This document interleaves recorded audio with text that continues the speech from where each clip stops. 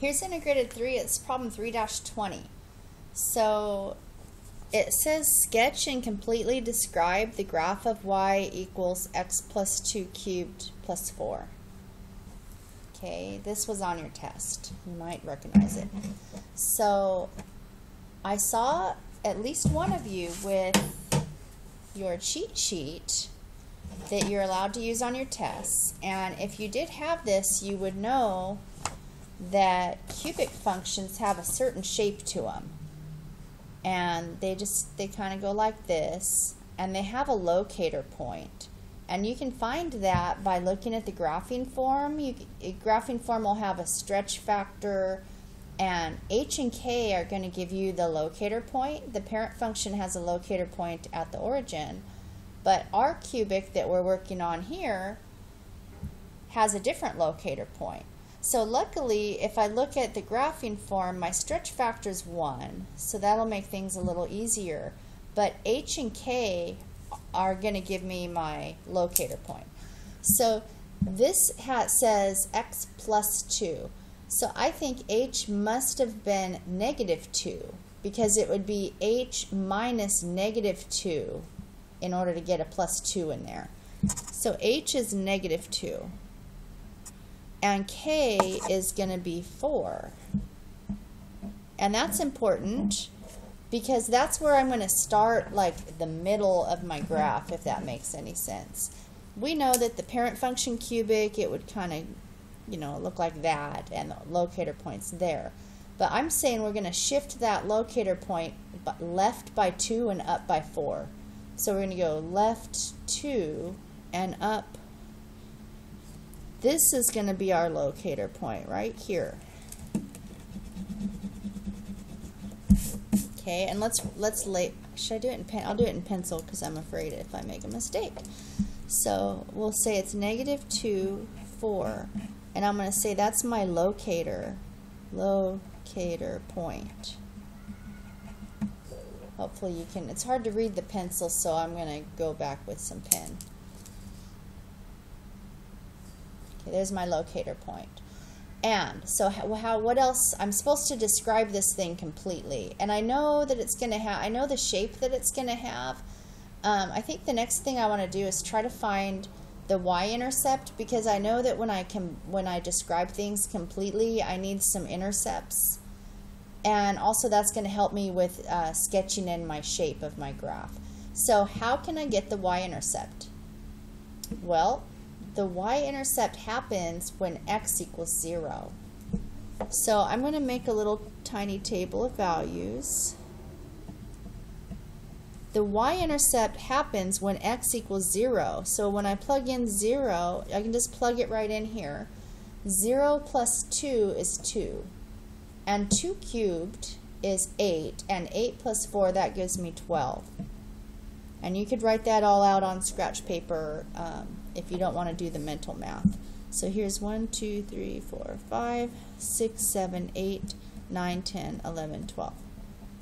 So that's my y-intercept, and that's 0, 12. I'm going to label all these descriptions, because it asked me to describe stuff. I'm going to label them all as I go. Okay, so that's my locator point. That's my y-intercept. I know that, so that means my graph's going to come up through here, and it's going to go, I don't know, it's going to come and cross the x-axis at some point. So I think I would like to know where it crosses the x-axis. So how can I find the x-intercept? How on earth? Well, x-intercept happens when y equals 0. So when y equals 0, that's when I get my x-intercept. So I'll just use pencil. And this time, instead of doing it in my head, I'm going to write it out. So I want to plug in 0 for y. And that's x plus 2 cubed plus 4. I wonder if you can see that. I think you can see it. I'm going to just do algebra, so I want to get the x by itself, so I'm going to minus 4 on both sides. Oops, I'm going to go back to pen. I'm going to go negative 4 is equal to x plus 2 cubed, and that canceled out. Okay, so I want to get the x by itself, and it's stuck inside the parentheses with cubing, so I'm going to uncube it by taking the cube root. That's supposed to say cube root right there. Okay, so the cube root and the cubing undo each other, and I end up with x plus 2. And then the cube root of -4, I'm just going to ask my scientific calculator what that equals. Oh, look.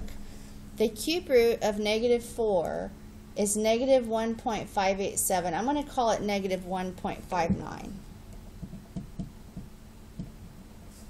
Okay, and then I'm going to minus 2 on both sides to get my x by itself, and that gives me -3.59. That's my, that's x when y is 0.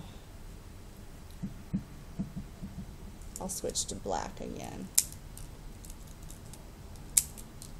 Okay, so -3.59. 1, 2, 3, 4. I guess that's enough to sketch a graph. I'm going to do it in pencil.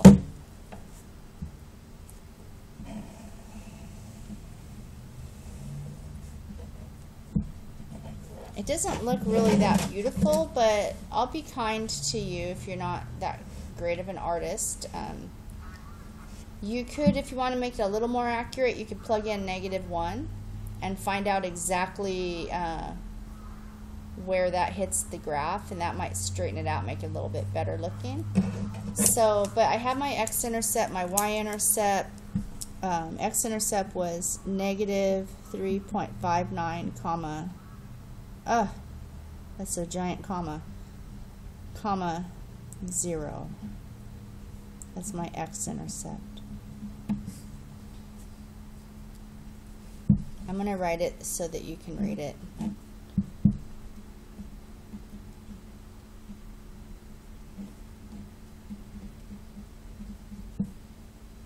Sorry about that. I can't write it neatly. I don't know why. The table's bumpy.